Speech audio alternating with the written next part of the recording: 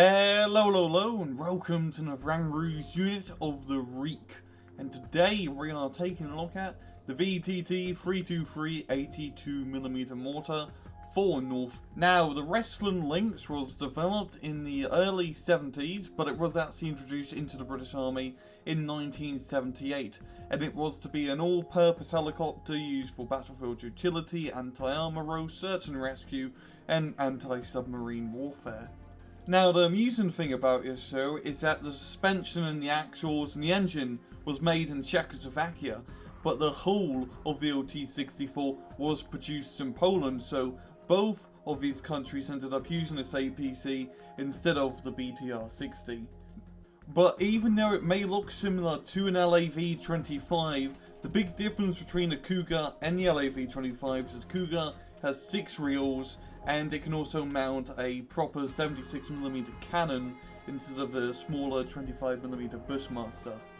Now, the North Korean army has stated that the Chon-Oma-Ho tank can be used to shoot down NATO aircraft from helicopters to jets thanks to its advanced firing systems developed by Kim Jong-il. In game, the AMX-40 is an 80-point French tank with 3 weapons available to it. Its first weapon is the T-83 105mm cannon with 21 shots, a range of ground of 2,275 meters, 55% accuracy, 40% while moving, 16 AP, 3 HE, and a rate of fire of 8 rounds a minute.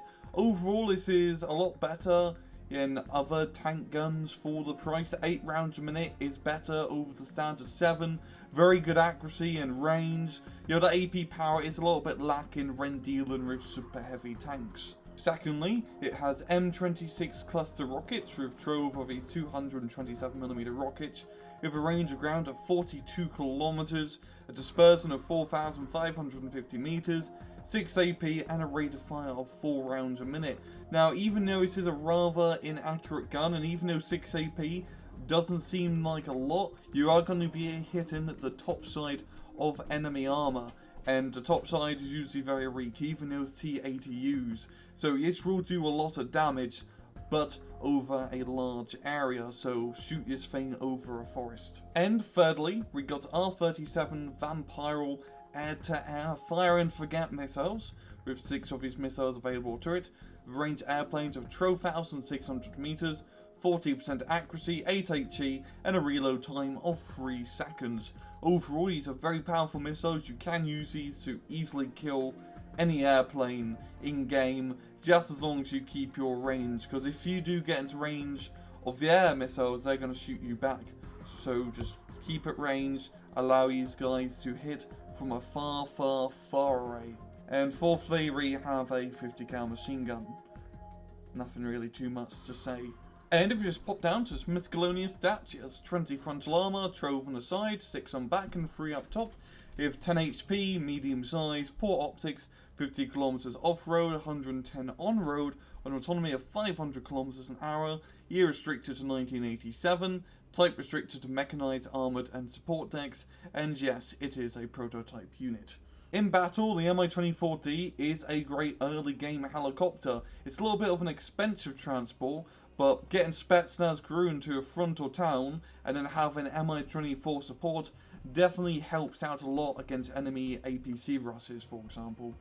Now, Guard Infantry do have a rather suicidal tendency to charge enemy positions. Now, this can be quite beneficial at times, because they will just blow the heck out of the opposition, but try not to lose all of them. Try to keep a few back to give covering fire. Now, if you are having trouble hitting tanks with your T-80U main gun, sometimes it's just better to switch to the ATGMs, because it's point and click. Wherever you're looking, wherever you're aiming, really, the missile's just going to follow your cursor, and you're going to blow anything up to Kingdom Come. When you are given suppressive fire from long range with a machine gun, try to do it in short bursts. So short, accurate bursts is a lot better than just unloading your entire magazine, because even though you have a machine gun, usually you only have 50 shots at most, and reloading it can be quite a pain. Now, if you ever do get ambushed by a bloodsucker, sometimes the best course of action is to just knife it. Because if you can charge and chase it and keep hitting it with the knife, you're going to stop it from cloaking back up, and hopefully you can kill it fast enough before he manages to, well, suck your blood. It is very important to set up ASW, anti-submarine warfare missions, to protect your carrier groups, because your anti-submarine warfare planes and helicopters, if equipped with sonar buoys, will deploy these in long lines around your carriers, allowing you to spot enemy submarines so you can drop depth charges or torpedoes along their ray. Like I was mentioning earlier, the Hind is still a very good early game attack helicopter, including the VP Hind, because if you can get it close to the Chimera refineries and start hitting those crushers, you're going to be able to stop the air supply lines, allowing you to gain that early game economic boost compared to your enemy. Fighting siege battles can be a pain, but always try to bring a few units of pikemen in your army if you are planning to attack or defend a town, because the choke points in villages and towns allow you to really get the most out of your pikemen. Long pointy sticks,